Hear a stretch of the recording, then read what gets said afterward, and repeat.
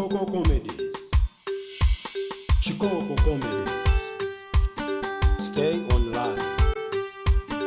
Stay online.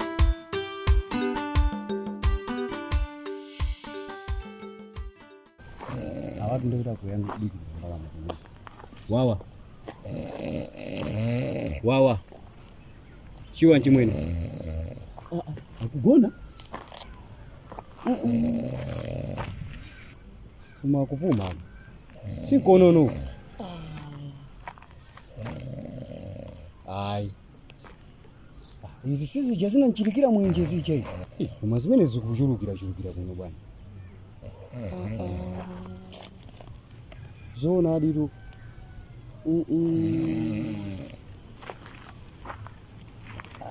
Okay.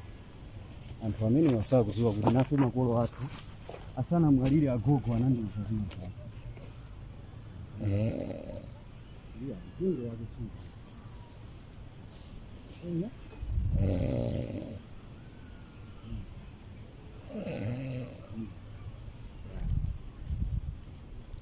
Mimi nakuja kupanga abe zimene nzesi. Solinga basa anthu azingopenga ena azizungulira mitu.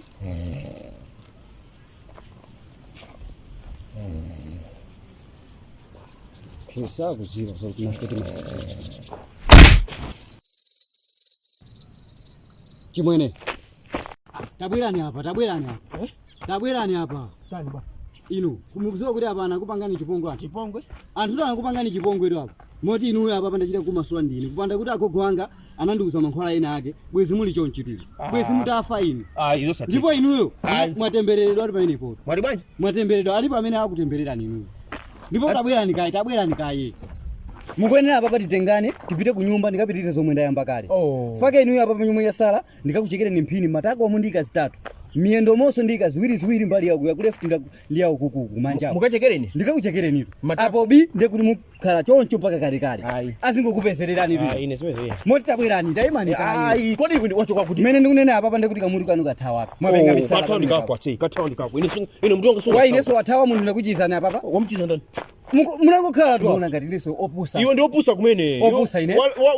Wai kasi nthuza kumutu madredi mwezingoko. Ungakhala bino kunewe. Ine to anandiuza zimene zili agogo wanga. Iwe agogo wako ine sunga nikusisa sasa. Nangobwera pasingoziyamba. Ali bana kutuma. Wakutuma ndani. Ndalakwisa. Kuna ntuma. Ine ndalakwisa so. Wachichika ndizosa kukhuza ndani. Wakutuma ndani. Iyo kanguchika basi bwera ku. Ine ndakuthandiza hapa. Wamuthandiza ndani. Sina kuthandiza? Wamuthandiza ndani. Apo anaima ndani. Ndisi Yesu atazidi. Wausire wathandiza ine. Wathandiza ine. Amwene tukamutu. Anakutuma ndani. Apa poti ngapitirize zomwe ndayamba apa kamutu kanu kathawa. Moti inuyo mupangidwa asu chipongwe ito. Anga mpangi chipongwe. Ndigwire nizanja kuti nsapite kumwe ndikuta. Andipangi chipongwe ndani. Amene anakupanga ndini nkhana kupanga ndini. Ine sina nkukonzani ya. Watazipita kwa mbuzi iwe. Ine sininga ndanda. Ine so mbuzi. Kumene. Mbuzi imuna yakazi. Ine iliyo siku mapanda mano kuima khani mano mbali mozi. Ine nakuti mbuzi wanga komano ochiza anthu. Ngati inuyo so mbuzi. Ine suna ndikiza se. Ine nakutuma.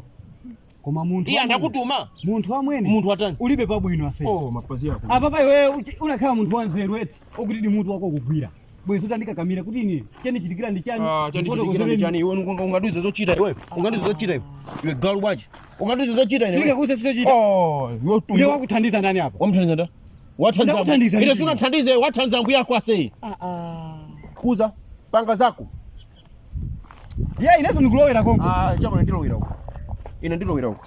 Iwe zilowera huko ndilowera huko. Wewe mtu wathawa basi. Wathawa ndo ambu yako. Ambu yako. Ndisiye ndikapitirize zomwe ndayamba kale. Kapitiriza ambu yako. Ukapitiriza mphini kukachemera ne. Apa pazangu zuikiratu kuti ambiri amisalawa. Sikufuna kwawo. Ambiri anachira kupanga. Nacho ine chimwe chakukhuza wendi chani. Wachuka kutiku. Wangochuka uko basi kulela sasa inaje.